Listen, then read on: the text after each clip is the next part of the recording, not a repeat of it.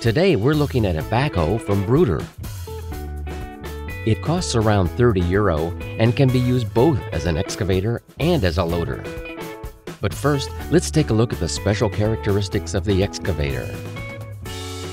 The scoop is of course fully mobile, even for lifting and lowering. The door can be opened and closed. At the back, the excavator arm can be moved from side to side and of course is completely mobile with respect to the scoop arm, and so on. The supports can be extended, both left and right. So now, let's take another look at the excavator in use.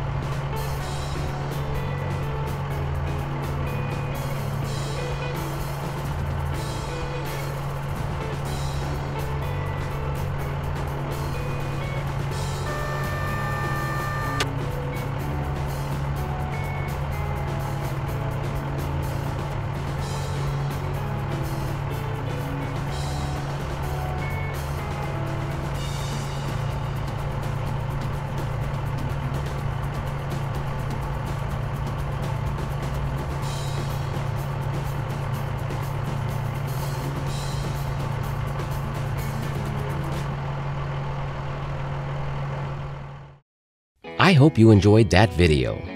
If you like, you can watch some more right here.